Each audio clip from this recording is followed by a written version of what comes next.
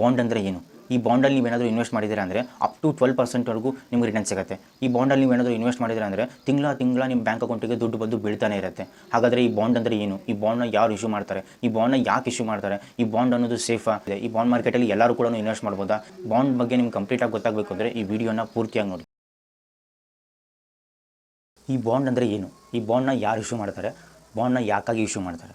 ಮೊದಲು ಈ ಬಾಂಡ್ ಅಂದರೆ ಏನಂತ ತಿಳ್ಕೊಳ್ಳೋಣ. ಈ ಬಾಂಡ್ ಅಂದರೆ ಸಿಂಪಲಾಗಿ ಅರ್ಥ ಮಾಡ್ಕೊಳ್ಳಿ, ಇದು ನಿನ್ನೆ ಮೊನ್ನೆ ಬಂದಿರೋ ಅಂಥ ಒಂದು ಇನ್ಸ್ಟ್ರೂಮೆಂಟ್ ಅಲ್ಲ, ನಿನ್ನೆ ಮೊನ್ನೆ ಬಂದಿರೋಂಥ ಒಂದು ಇನ್ವೆಸ್ಟ್ಮೆಂಟ್ ಆಪ್ಷನ್ ಅಲ್ಲ. ಇದು ಸುಮಾರು ವರ್ಷಗಳಿಂದನೂ ಇದೆ. ಇನ್ಫ್ಯಾಕ್ಟ್ ಸಾವಿರಾರು ವರ್ಷಗಳಿಂದನೇ ಇದೆ. ಸ್ಟಾಕ್ ಮಾರ್ಕೆಟ್ನ ಹಿಸ್ಟ್ರಿ ನೂರಾರು ವರ್ಷಗಳಿದ್ದರೆ ಅದೇ ಈ ಬಾಂಡ್ ಮಾರ್ಕೆಟ್ನ ಹಿಸ್ಟ್ರಿ ಸಾವಿರಾರು ವರ್ಷಗಳಿಂದನೂ ಇದೆ. ಮೆಸೊಪೊಟೇಮಿಯಾ ನಾಗರಿಕತೆ ಅಂತ ಒಂದಿದೆ, ಅದು ತುಂಬ ಹಳೆ ನಾಗರಿಕತೆ. ಅವಾಗಿಂದನೂ ಈ ಬಾಂಡ್ ಅನ್ನೋ ಶಬ್ದ ಇದೆ, ಅವಾಗಿಂದನೂ ಈ ಬಾಂಡ್ ಅನ್ನೋ ಒಂದು ಇನ್ಸ್ಟ್ರೂಮೆಂಟ್ ಇದೆ. ಅಷ್ಟು ಹಳೆಯದು ಬಾಂಡ್ ಮಾರ್ಕೆಟು. ಮತ್ತು ನೀವೇನಾದರೂ ಬಾಂಡ್ ಮಾರ್ಕೆಟ್ನ ಮತ್ತು ಸ್ಟಾಕ್ ಮಾರ್ಕೆಟ್ನ ವ್ಯಾಲ್ಯೂ ಚೆಕ್ ಮಾಡಿದ್ರೆ ಸ್ಟಾಕ್ ಮಾರ್ಕೆಟ್ಗಿಂತಲೂ ಬಾಂಡ್ ಮಾರ್ಕೆಟ್ ಕ್ಯಾಪಿಟಲೈಸೇಷನ್ ತುಂಬ ಜಾಸ್ತಿ ಇದೆ. ಬಾಂಡ್ ಮಾರ್ಕೆಟ್ ವ್ಯಾಲ್ಯೂ ತುಂಬ ಜಾಸ್ತಿ ಇದೆ. ಸ್ಟಾಕ್ ಮಾರ್ಕೆಟು ಇಡೀ ವರ್ಲ್ಡ್ ಸ್ಟಾಕ್ ಮಾರ್ಕೆಟ್ ಇರೋದು $126 ಟ್ರಿಲಿಯನ್ ಇದೆ. ಅದೇ ಬಾಂಡ್ ಮಾರ್ಕೆಟ್ ಟೋಟಲ್ ವರ್ಲ್ಡಲ್ಲಿರೋದು $145 ಟ್ರಿಲಿಯನ್ ಇದೆ. ಇಷ್ಟು ದೊಡ್ಡ ಮಾರ್ಕೆಟ್ ಇದೆ. ಸ್ಟಾಕ್ ಮಾರ್ಕೆಟ್ಗಿನ್ನೂ ದೊಡ್ಡ ಮಾರ್ಕೆಟ್. ಆದರೆ ಪ್ರಾಬ್ಲಮ್ ಏನಾಗ್ತಾ ಇತ್ತು ಅಂದರೆ, ಮುಂಚೆ ನಿಮ್ಮಂಥ ರಿಟೇಲ್ ಇನ್ವೆಸ್ಟರ್ಸು ಬಾಂಡಲ್ಲಿ ಇನ್ವೆಸ್ಟ್ ಮಾಡೋಕ್ಕಾಗ್ತಿರಲಿಲ್ಲ. ಅದು ಯಾವುದೇ ರೀತಿ ಆಪ್ಷನ್ನು ಮುಂಚೆ ಇರಲಿಲ್ಲ, ಇವಾಗಿದೆ. ಮುಂಚೆ ಎಲ್ಲನೂ FIIs, DIIsಗಳು, ಮ್ಯೂಚುವಲ್ ಫಂಡ್ಗಳು, ದೊಡ್ಡ ಇನ್ವೆಸ್ಟ್ಮೆಂಟ್ ಕಂಪ್ನಿಗಳು ಮತ್ತು HNIsಗಳು ಮಾತ್ರ ಇನ್ವೆಸ್ಟ್ ಮಾಡ್ತಾಯಿದ್ರು ಬಾಂಡಲ್ಲಿ. ಆದರೆ ಇವಾಗ ರಿಟೇಲ್ಗಳಿಗೂ ಇನ್ವೆಸ್ಟ್ ಮಾಡೋಂಥ ಅವಕಾಶ ಸಿಕ್ಕಿದೆ. ಯಾವುದೇ ರೀತಿ ಅಂದರೆ ವಿಂಟ್ ವೆಲ್ತು, ಆಸ್ಪರೋ ಅಂತ ಬೇರೆ ಬೇರೆ ಬಂದಿದ್ದಾರೆ. ಆನ್ಲೈನ್ ಶುರುವಾದಮೇಲೆ, ಆನ್ಲೈನ್ ಬೂಮ್ ಆದಮೇಲೆ ಎಲ್ಲರೂ ಕೂಡ ಇನ್ವೆಸ್ಟ್ ಮಾಡ್ಬೋದು. ರಿಟೇಲರು ಕೂಡ ಇವಾಗ ಇನ್ವೆಸ್ಟ್ಮೆಂಟ್ ಮಾಡೋಂಥ ಆಪ್ಷನ್ ಇದೆ. ಇದನ್ನೇ ನಾವು ಬಾಂಡ್. ಹಾಗಾದರೆ ಈ ಬಾಂಡ್ನ ಯಾರು ಇಶ್ಯೂ ಮಾಡ್ತಾರೆ? ಈ ಬಾಂಡ್ನ ಗೌರ್ಮೆಂಟ್ಸು, ಬ್ಯಾಂಕ್ಸು, NBFCಸು, ದೊಡ್ಡ ಕಂಪ್ನಿಗಳು, ಅನ್ಲಿಸ್ಟೆಡ್ ಕಂಪ್ನಿಗಳು, ಲಿಸ್ಟೆಡ್ ಕಂಪ್ನಿಗಳು ಇವೆಲ್ಲನೂ ಬಾಂಡ್ನ ಇಶ್ಯೂ ಮಾಡ್ತಾರೆ. ಇವೆಲ್ಲ ಬಾಂಡ್ನ ಯಾಕೆ ಇಶ್ಯೂ ಮಾಡ್ತಾರೆ ಅಂದರೆ, ಎಕ್ಸಾಂಪಲ್ ಗೌರ್ಮೆಂಟ್ ತೊಗೊಳ್ಳೋಣ. ಗೌರ್ಮೆಂಟು ಬಾಂಡ್ನ ಯಾಕೆ ಇಶ್ಯೂ ಮಾಡುತ್ತೆ ಅಂದರೆ, ಗೌರ್ಮೆಂಟು ಬ್ರಿಡ್ಜ್ ಕಟ್ಟಬೇಕು, ರೋಡ್ ಕಟ್ಟಬೇಕು, ಮತ್ತು ಎಂಪ್ಲಾಯ್ಮೆಂಟಿಗೆ ಸ್ಯಾಲ್ರಿ ಕೊಡಬೇಕು, ಪ್ರತಿಯೊಂದನ್ನು ಡೆವಲಪ್ಮೆಂಟ್ ಮಾಡಬೇಕು. School, hospital, college, railway station ಇವನ್ನೆಲ್ಲನೂ ಬಿಲ್ಡ್ ಮಾಡಬೇಕು. ಇದನ್ನೆಲ್ಲ ಬಿಲ್ಡ್ ಮಾಡಬೇಕು ಅಂದರೆ ಗೌರ್ಮೆಂಟಿಗೆ ದುಡ್ಡು ಬೇಕು ಅಂದರೆ ಗೌರ್ಮೆಂಟ್ ಏನು ಮಾಡುತ್ತೆ? ಬಾಂಡ್ನ ಮಾರ್ಕೆಟಲ್ಲಿ ಸೆಲ್ ಮಾಡುತ್ತೆ. ಈ ಮಾರ್ಕೆಟಲ್ಲಿಂದ ಬಂದಿರೋ ದುಡ್ಡನ್ನು ಗೌರ್ಮೆಂಟು ಇದಕ್ಕೆಲ್ಲ ಇನ್ಫ್ರಾಸ್ಟ್ರಕ್ಚರ್ಗೆಲ್ಲನೂ ಸ್ಪೆಂಡ್ ಮಾಡುತ್ತೆ. ನೀವು ಅನ್ಕೋಬೋದು ಗೌರ್ಮೆಂಟು ಬಾಂಡ್ ಯಾಕೆ ಸೆಲ್ ಮಾಡಬೇಕು, ಬಾಂಡ್ ಸೆಲ್ ಮಾಡಿ ಯಾಕೆ ದುಡ್ಡು ತೊಗೋಬೇಕು, ಟ್ಯಾಕ್ಸ್ ಕಟ್ತೀವಲ್ಲ, ಟ್ಯಾಕ್ಸಿಂದ ಗೌರ್ಮೆಂಟಿಗೆ ರೆವೆನ್ಯೂ ಬರುತ್ತಲ್ಲ ಅಂತ.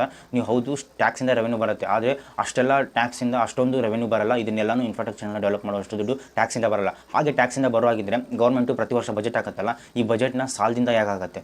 ಈ ಒಂದು ಬಜೆಟ್ ಎಲ್ಲ ನೀವು ಹಿಸ್ಟ್ರಿ ತೆಗೆದು ನೋಡಿ, ಎಲ್ಲ ಬಜೆಟಲ್ಲೂ ಕೂಡ ಸಾಲ ಇದ್ದೇ ಇದೆ. ಅದು ಇಂಟರ್ನಲ್ ಡೆಟ್ ಆಗಿರ್ಬೋದು ಅಥವಾ ಎಕ್ಸ್ಟರ್ನಲ್ ಡೆಟ್ ಆಗಿರ್ಬೋದು. ಇಂಟರ್ನಲ್ ಡೆಟ್ ಆದರೂ ಕೂಡ ಬಾಂಡ್ ಥ್ರೂನೇ ಎತ್ತೋದು, ಎಕ್ಸ್ಟರ್ನಲ್ ಡೆಟ್ ಆದರೂ ಕೂಡ ಬಾಂಡ್ ಥ್ರೂನೇ ಅವರು ದುಡ್ಡು ಎತ್ತೋದು. ಇದರಿಂದ ಗೌರ್ಮೆಂಟ್ ಏನು ಮಾಡುತ್ತೆ? ತನ್ನ ದುಡಿಯೋಕ್ಕಿಂತ ಜಾಸ್ತಿ ದುಡ್ಡನ್ನ ಸ್ಪೆಂಡ್ ಮಾಡುತ್ತೆ. ಜಾಸ್ತಿ ದುಡ್ಡನ್ನ ಸ್ಪೆಂಡ್ ಮಾಡಬೇಕಂದ್ರೆ ಏನು ಮಾಡಬೇಕು? ಈ ರೀತಿ ಬಾಂಡ್ ಮಾರ್ಕೆಟಿಂದ ಇವರು ದುಡ್ಡು ಎತ್ತಾರೆ.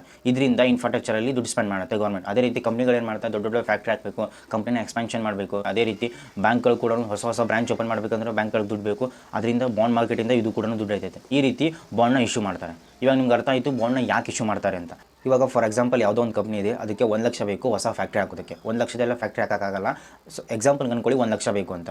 ಇವಾಗ ಈ ಕಂಪ್ನಿ ಏನು ಮಾಡುತ್ತೆ? ಬಾಂಡ್ನ ಇಶ್ಯೂ ಮಾಡುತ್ತೆ. ಇವಾಗ ಫಸ್ಟು ಒಂದು ಕಂಪ್ನಿ 100 ಬಾಂಡ್ನ ಇಶ್ಯೂ ಮಾಡುತ್ತೆ. ಈ 100 ಬಾಂಡ್ನ ಇಶ್ಯೂ ಮಾಡಿ ಒಂದೊಂದು ಬಾಂಡ್ಗೂ ₹1000 ಪ್ರೈಸು ಅಂತ ಇಡುತ್ತೆ, $1000 ಪ್ರೈಸ್ ಅಂತ ಇಡುತ್ತೆ. ಇದನ್ನು ನಾವು ಫೇಸ್ ವ್ಯಾಲ್ಯೂ ಅಂತ ಕರಿತೀವಿ. ಈ ಫೇಸ್ ವ್ಯಾಲ್ಯೂ ಒಂದು ಸಲ ಫಿಕ್ಸ್ ಆಗಿಬಿಡುತ್ತೆ. ಯಾವ ರೀತಿ ಸ್ಟಾಕ್ ಮಾರ್ಕೆಟಲ್ಲಿ ಮೊದಲನೇ ಸಲ IPO ಬರುವಾಗ ಶೇರ್ ಪ್ರೈಸ್ ಯಾವ ರೀತಿ ಫಿಕ್ಸ್ ಆಗುತ್ತಲ್ಲ, ₹100 ಲಿಸ್ಟೆಡ್ ಆಗ್ತಾಯಿದೆ ಅಂತ.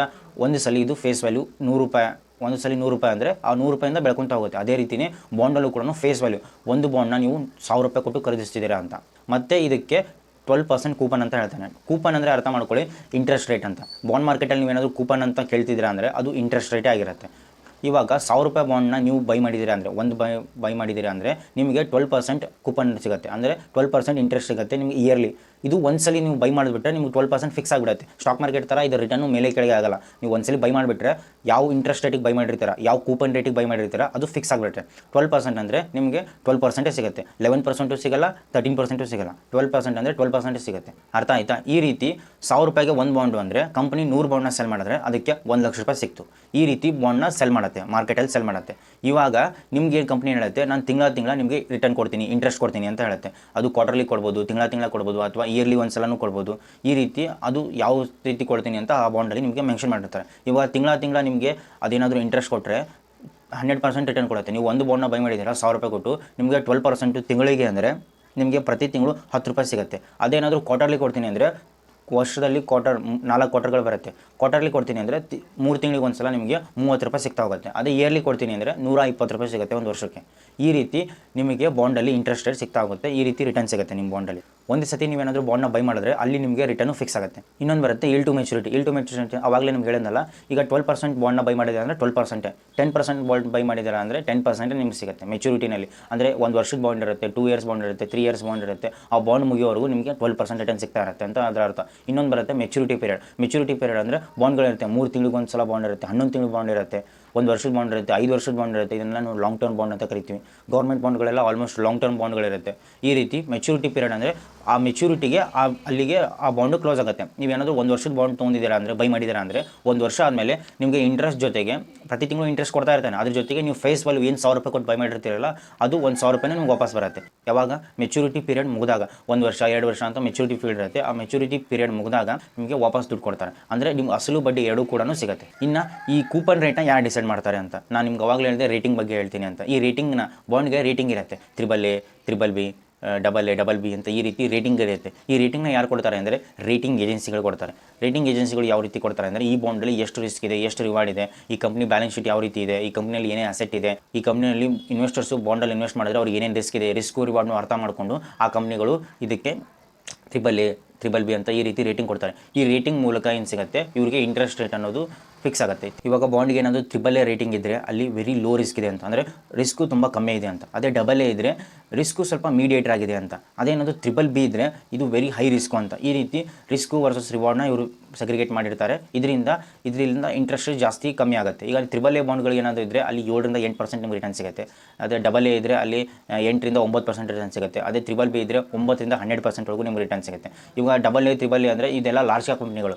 AAA ಅಂದರೆ ಲಾರ್ಜ್ ಕ್ಯಾಪ್ ಕಂಪ್ನಿಗಳು, ಬ್ಲೂ ಚಿಪ್ ಕಂಪ್ನಿಗಳು ಅಂತೇಳಿ. ಈಗ ಸ್ಟಾಕ್ ಮಾರ್ಕೆಟಲ್ಲಿ ನಿಫ್ಟಿ 15 ಕಂಪ್ನಿಗಳೇನಾದರೂ ಬಾಂಡ್ ಇಶ್ಯೂ ಮಾಡಿದ್ರೆ ಅದರಲ್ಲಿ ಇಂಟ್ರೆಸ್ಟ್ ಕಮ್ಮಿ ಇರುತ್ತೆ. ಯಾಕಂದರೆ ಆ ಕಂಪ್ನಿಯಲ್ಲಿ ಅಸೆಟ್ ತುಂಬ ಜಾಸ್ತಿ ಇರುತ್ತೆ, ಕ್ವಾಲಿಟಿ ಮ್ಯಾನೇಜ್ಮೆಂಟ್ ಇರುತ್ತೆ, ಇವ್ರ ಬ್ಯಾಲೆನ್ಸ್ ಶೀಟ್ ಎಲ್ಲನೂ ತುಂಬ ನೀಟಾಗಿರುತ್ತೆ. ಇದರಿಂದ ಕ್ರೆಡಿಟ್ ಏಜೆನ್ಸಿ ಕಂಪ್ನಿಗಳು ಏನು ಮಾಡುತ್ತೆ, ಇದಕ್ಕೆ ರೇಟಿಂಗ್ನ ಜಾಸ್ತಿ ಕೊಡ್ತಾರೆ, AAA ರೇಟಿಂಗ್ ಕೊಡ್ತಾರೆ. ಅದೇ ರೀತಿ ಗೌರ್ಮೆಂಟ್ ಬಾಂಡ್ ಏನಾದರೂ ನೀವು ಬೈ ಮಾಡಿದೆ ಅಂದರೆ ಇದನ್ನು GSEC ಬಾಂಡ್ ಅಂತ ಕರಿತೀವಿ. ಗೌರ್ಮೆಂಟ್ ಕೂಡ ಸೇಫೇ. ಗೌರ್ಮೆಂಟಲ್ಲಿ ನೀವು ಇನ್ವೆಸ್ಟ್ ಮಾಡಿದ್ರೆ ಇಡೀ ಗೌರ್ಮೆಂಟ್ ಇಲ್ಲೇ ಎಲ್ಲನೂ ಕಂಟ್ರೋಲ್ ಮಾಡ್ತಿರೋದು ಗೌರ್ಮೆಂಟ್ ಅಲ್ಲ. ಬಾಂಡ್ ಮಾರ್ಕೆಟ್ ಆಗಲಿ, ಸ್ಟಾಕ್ ಮಾರ್ಕೆಟ್ ಆಗಲಿ ಎಲ್ಲನೂ ರೆಗ್ಯುಲೇಟ್ ಮಾಡ್ತಾ ಇರೋದು ಗೌರ್ಮೆಂಟೇ. ಇದರಿಂದ ಗೌರ್ಮೆಂಟ್ ಬಾಂಡ್ಗಳು ಸೇಫ್ ಆಗಿರುತ್ತೆ. ಇಲ್ಲಿ ಕೂಡ ನಿಮ್ಗೆ ಇಂಟ್ರೆಸ್ಟ್ ಕಮ್ಮಿ ಇರುತ್ತೆ. ಅದೇ ರೀತಿ ನೀವು ಬ್ಯಾಂಕ್ಗಳು ಇಶ್ಯೂ ಮಾಡೋದು, ದೊಡ್ಡ ಬ್ಯಾಂಕ್ಗಳು ಇಶ್ಯೂ ಮಾಡೋದು ಬಾಂಡ್ಗಳು ಕೂಡ ಸೇಫರ್ ಆಗಿರುತ್ತೆ. ಅದೇ ನಿಮಗೆ ವೆರಿ ರಿಸ್ಕ್ ಅಂದರೆ NBFCಗಳು, ಸ್ಮಾಲ್ ಬ್ಯಾಂಕ್ಗಳು ಬಾಂಡ್ಗಳನ್ನ ಇಶ್ಯೂ ಮಾಡ್ತಾರೆ. ಇದು ತುಂಬ ರಿಸ್ಕ್ ಆಗಿರುತ್ತೆ. ಈ ರೀತಿ ರಿಸ್ಕು ರಿವಾರ್ಡ್ನ ಅರ್ಥ ಮಾಡಿಕೊಂಡು ಇವರು ರೇಟಿಂಗ್ ಕೊಡ್ತಾರೆ. ನೀವು ಬಾಂಡಲ್ಲಿ ಇನ್ವೆಸ್ಟ್ ಮಾಡಬೇಕಂದ್ರೆ ಈ ರೇಟಿಂಗ್ ನೋಡಿ, AAA, BBB ಅಂತ. ಸುಮ್ಮನೆ ರಿಟರ್ನ್ ಜಾಸ್ತಿ ಇದೆ ಅಂತ ಇನ್ವೆಸ್ಟ್ ಮಾಡೋದಲ್ಲ, ಅಲ್ಲಿ ರಿಸ್ಕು ಕೂಡ ಅರ್ಥ ಮಾಡ್ಕೋಬೇಕು. ಇನ್ನು ನೆಕ್ಸ್ಟ್ ಏನು ಬರುತ್ತೆ, ಲಿಕ್ವಿಡಿಟಿ ಅಂದರೆ ಈ ಬಾಂಡು NSE ಲಿಸ್ಟ್ ಆಗಿರಬೇಕು. ಇವಾಗ ಫಾರ್ ಎಕ್ಸಾಂಪಲ್ ನೀವು ಆವಾಗಲೇ ನಾನು ಹೇಳಿದ್ನಲ್ಲ, 1000 ರೂಪಾಯಿ ಫೇಸ್ ವ್ಯಾಲ್ಯೂ ಕೊಟ್ಟು ಒಂದು ಬಾಂಡ್ನ ನೀವು ಬೈ ಮಾಡಿದ್ರೆ, ನಿಮ್ಮ ಮಧ್ಯದಲ್ಲಿ ಏನೋ ದುಡ್ಡು ಬೇಕು, ಅದು 1 ವರ್ಷ ಮೆಚುರಿಟಿ ಪೀರಿಯಡ್ ಇದೆ, 1 ವರ್ಷದವರೆಗೂ ನಿಮ್ಗೆ ಆ ದುಡ್ಡು ಸಿಗಲ್ಲ. ಮೆಚುರಿಟಿ ಫೀಲ್ಡ್ ಆದಮೇಲೆ ನಿಮ್ಗೆ ದುಡ್ಡು ಸಿಗೋದು. ಆದರೆ NSE ಲಿಸ್ಟ್ ಆಗಿದ್ರೆ ಏನಾಗುತ್ತೆ, ನಿಮ್ಗೆ ಏನಾದರೂ ಇಮಿಡಿಯೇಟಾಗಿ ದುಡ್ಡು ಬೇಕಾದಾಗ ನೀವು ಸೆಲ್ ಮಾಡ್ಬೋದು. ಯಾವ ರೀತಿ ಶೇರ್ಸ್ನ ಸೆಲ್ ಮಾಡ್ತಿರಲ್ಲ, ಆ ಶೇರ್ಸ್ನ ನೀವು ಸೆಲ್ ಮಾಡ್ಬೋದು. ಆವಾಗಿನ ಕರೆಂಟ್ ಮಾರ್ಕೆಟ್ ಪ್ರೈಸ್ಗೆ ಅದು ಸೆಲ್ ಆಗುತ್ತೆ. ನೀವು ಸೆಲ್ ಮಾಡುವಾಗ ಏನು ಪ್ರೈಸ್ ಇರುತ್ತಲ್ಲ ಅದು ನಿಮಗೆ ಸೆಲ್ ಆಗುತ್ತೆ. ನೆಕ್ಸ್ಟ್ ಯಾರು ಬೈ ಮಾಡ್ತಾರಲ್ಲ ಅವ್ರಿಗೆ ಆ ಪ್ರೈಸಿಗೆ ಬೈ ಮಾಡಿರ್ತಾರೆ. ಯಾವ ಪ್ರೈಸಿಗೆ ಬೈ ಮಾಡಿರ್ತಾರಲ್ಲ, ಮೆಚುರಿಟಿ ಪೀರಿಯಡ್ ಆದಮೇಲೆ ನೀವು 1000 ರೂಪಾಯಿ ಕೊಟ್ಟು ಬೈ ಮಾಡಿರ್ತೀರಲ್ಲ ಅದು ಅವ್ರಿಗೆ ಹೋಗುತ್ತೆ. ಈ ರೀತಿ ಬಾಂಡ್ಗಳು ವರ್ಕ್ ಆಗೋದು. ಈ ರೀತಿ ನೀವು ಬಾಂಡ್ನ ಬೈ ಮತ್ತು ಸೆಲ್ ಮಾಡ್ಬೋದು. ಬಾಂಡ್ನ ನೀವು ಬೈ ಮಾಡುವಾಗ ಅರ್ಥ ಮಾಡ್ಕೊಳ್ಳಿ, NSE ಅದು ಲಿಸ್ಟ್ ಆಗಿರಬೇಕು. ಯಾವಾಗ ಬೇಕಾದ್ರೂ ಸೆಲ್ ಮಾಡ್ಬೋದು. ನೀವು Win12 ಇದರಲ್ಲಿ ಏನಾದರೂ ಬೈ ಮಾಡ್ತಿದೆ ಅಂದರೆ ಆಲ್ಮೋಸ್ಟ್ ಅಲ್ಲೆಲ್ಲನೂ NSE ಲಿಸ್ಟ್ ಆಗಿರುತ್ತೆ. ನೀವು ಯಾವಾಗ ಬೇಕಾದ್ರೂ ಸೆಲ್ ಮಾಡ್ಬೋದು, ಅಲ್ಲಿ ಲಿಕ್ವಿಡಿಟಿ ಇರುತ್ತೆ. ಐ ಹೋಪ್ ನಿಮ್ಗೆ ವಿಡಿಯೋ ಅರ್ಥ ಆಗಿದೆ ಅನ್ಕೋತೀನಿ. ಇದರಲ್ಲಿ ಏನಾದರೂ ಮತ್ತೆ ನಿಮ್ಗೆ ಕ್ವಶನ್ಸ್ ಇದ್ದರೆ ಕೆಳಗಡೆ ಕಮೆಂಟ್ ಮಾಡಿ. ನಾನು ಮತ್ತೆ ಅದು ಇನ್ನೂ ಒಂದ್ಸಲಿ ಬಾಂಡ್ ಬಗ್ಗೆ ಇನ್ನೂ ನೀಟಾಗಿ ಎಕ್ಸ್ಪ್ಲೇನ್ ಮಾಡೋದಕ್ಕೆ ಟ್ರೈ ಮಾಡ್ತೀನಿ. Thanks for watching. ಮತ್ತೆ ಸಿಗೋಣ.